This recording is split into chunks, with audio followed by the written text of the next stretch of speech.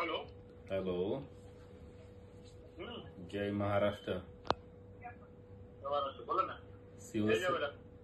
शिवसेना उपनेते शरद कोळी बोलतोय. हॅलो.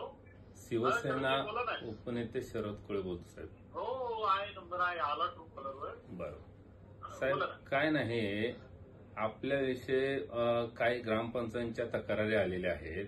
आपण निधी वगैरे दलित वस्तींना निधी देत नाही आणि दलित वस्तींना निधी देताना म्हणजे पक्षपात करून देताय.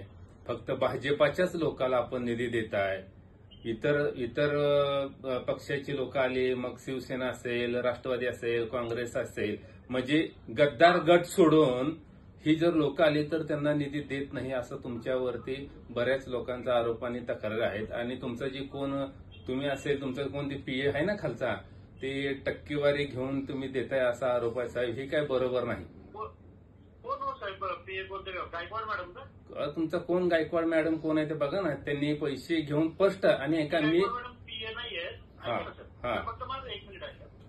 गायकवाड मॅडम पीए नाही आहेत, समाज कल्याण विभागात कामाला आहे. ठीक ऐका समाज कल्याण अधिकाऱ्याकडे, मग असं मग माझ्याकडे मी करतो सर चौकशी. ऐका आणि साहेब ऐका, आता माझं ऐका. तुम्ही चौकशी करता, हे सगळ्या गोष्टी तुम्हाला माहित आहेत. ऐकून घ्या.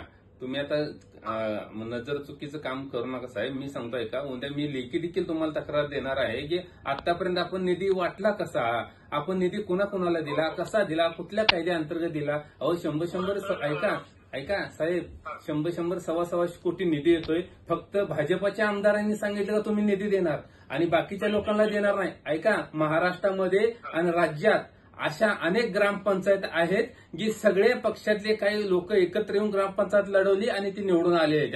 मग अशा लोकांना तुम्ही निधी देणार नाही का? काय ग्रामपंचायत अशा आहेत की त्यांचं कोणत्याच पक्षाची काही घेणं देणं नाही, एक गट म्हणून निवडून आलेले आहेत. त्या लोकांना निधी देणार नाही का? मग त्या गावचा विकास करायचा नाही का? मग तुम्ही काय तोंड बघून आणि पक्ष बघून काम करणार का?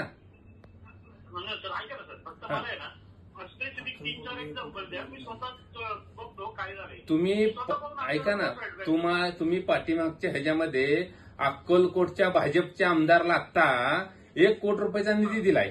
ती कुठल्या आधारे दिला एवढा निधी? मग मला ह्याचं उत्तर आता तुम्ही तुमच्या शब्दात सापडला मला. जर ग्रामपंचायत प्रस्ताव दिले ना, मग तुमच्याकडे किती ग्रामपंचायत जिल्ह्यातले प्रस्ताव पडलेले आहेत पेंटिंगला, त्यांना काय नाही दिला? हा साहेब, डिटेल नाही. तुम्ही अडचणी द्यायचं काम करू नका प्लीज. मी तुम्हाला सांगतोय, तुम्ही अधिकारी आहात. ऐका, अधिकारी आहे साहेब. अधिकाऱ्यांनी सगळ्याला सांभाळून घेऊन काम केलं पाहिजे. अहो सरकार, ऐका, सरकार आज आहे उद्या नाही. ही सरकार काही घर बांधून राहिलेलं नाही. उद्या सरकार आमचं येणार आहे, लक्षात ठेवा. तुम्ही जर असं वागत असाल तर साहेब आम्हाला तुमच्याकडे बघावं लागेल, सांगतो साहेब. मला फक्त 3-4 एक्झाम्पल द्या, सकाळी मी स्वतः चेक करून आपल्याला भेटेल. तुम्ही साहेब बघा, माझ्याकडे सगळी लिखापडीच आहे. तुम्ही काय करणार आहे मला माहिती आहे. तुम्ही सगळ्याला निधी व्यवस्थित दिला तर बरं आहे साहेब. आणि ज्या ज्या ग्रामपंचायत प्रस्ताव आहेत त्यांना ताबडतोब मला कधी आपल्या घरच्यांना त्यांनी सांगा, काही अडचण नाही, मार्गी लावतो.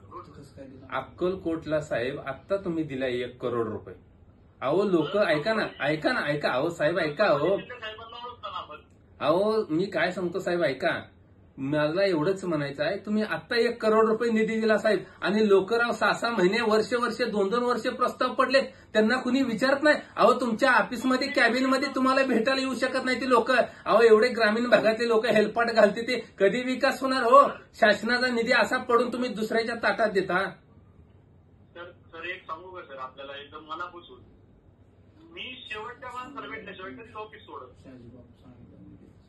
काय साहेब बोलताय माझ्याकडे? तुमचं ऐका. 100% सर, इतकी गर्दी असते माझ्याकडे. आपण